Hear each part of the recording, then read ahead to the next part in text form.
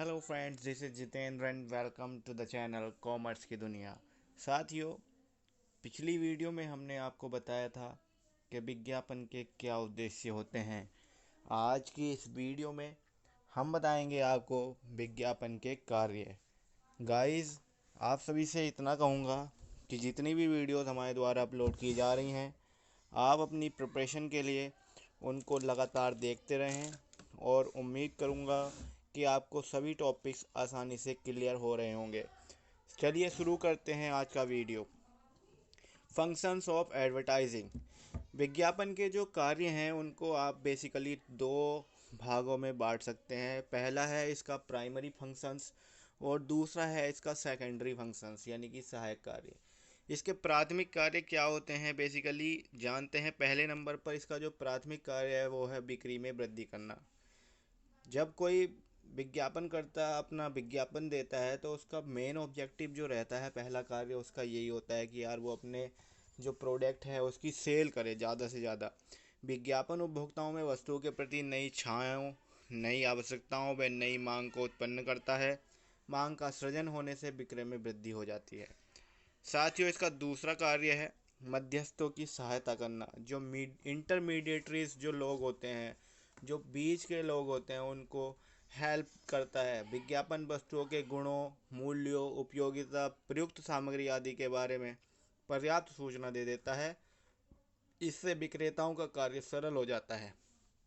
बात करते हैं इसके अगले कार्य की। इसका अगला कार्य है नई वस्तु का निर्माण करना। विज्ञापन ग्राहकों की पुरानी आदतों पर नियंत्रण कर नई वस्तुओं के उपयोग को बढ़ाता है। विज्ञापन के द्वारा पुरानी आदतों, रुचियों और प्रवृत्तियों में परिवर्तन लाकर ग्राहकों को नई वस्तुओं के उपयोग के लिए प्रेरित किया जाता है। विज्ञापन नई वस्तुओं के विक्रय को सरल बनाकर इनके निर्माण को प्रोत्साहित करता है। इसका अगला कार्य है उत्पादन में वृद्धि करना। विज्ञापन द्वारा वस्तुओं की मांग में वृद्धि होती है और इस प्रकार वे बड़ी मात्रा में बिकने लगती हैं।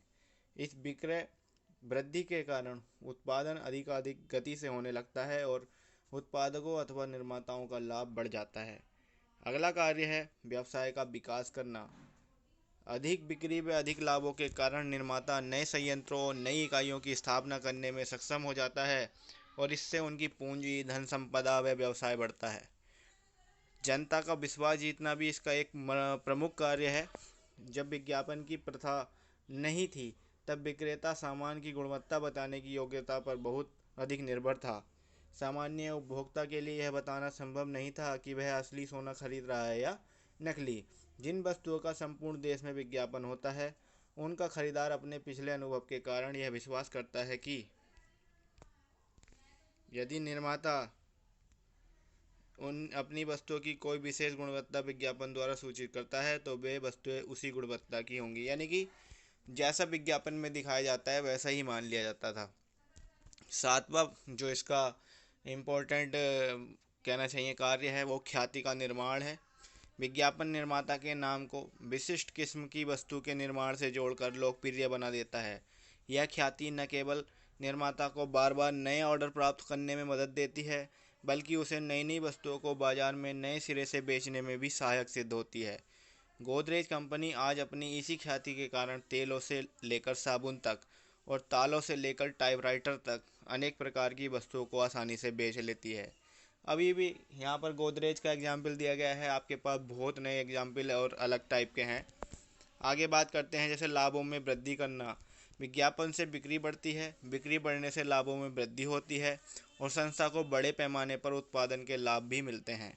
आइए जानते हैं इसके सहायक कार्य। तो पहला सहायक कार्य है जोखिमों में कमी। विज्ञापन के कारण मध्यस्थों का माल शीघ्र बिक जाता है तथा माल का स्टॉक पड़ा नहीं रहता है। फैशन परिवर्तित होने के कारण जो जोखिम पहले हो सकता था वो अब कम हो जाता है। वितरण कार्य में सहायता। विज्ञापन वस्तुओं के लिए बाजार का निर्माण कर उत्पादकों के लिए वितरण कार्य सरल बना देता है। मध्यस्थ व्यापारी विज्ञापन से प्रभावित होकर स्वयं अपनी ओर से अपनी सेवाएं माल बेचने के लिए प्रस्तुत करने हेतु तत्पर हो जाते हैं। उनको ज़्यादा ग्राहकों को समझाने की ज़रूरत नहीं पड़ती है। ग्राहक पहले से ही मन बना करके आ जाता है, हमें इस कंपनी का प्रोडक्ट लेना है, ये प्रोडक्ट लेना है। स्मरण कराना, मेमोरेंडम कराना।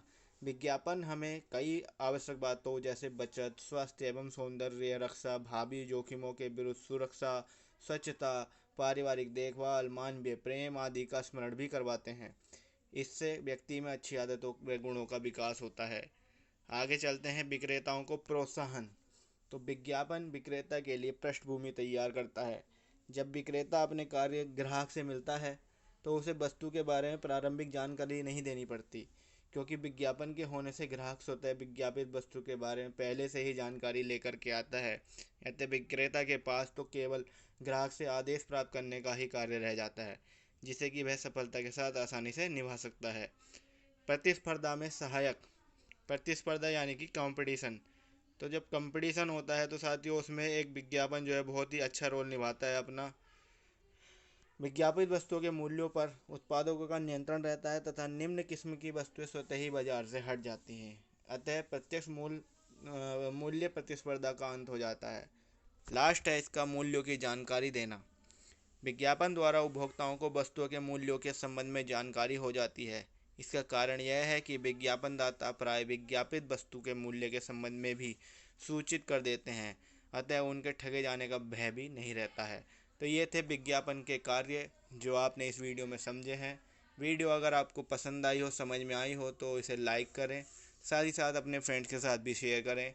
मिलेंगे आपसे अगले वीडियो में अगले टॉपिक के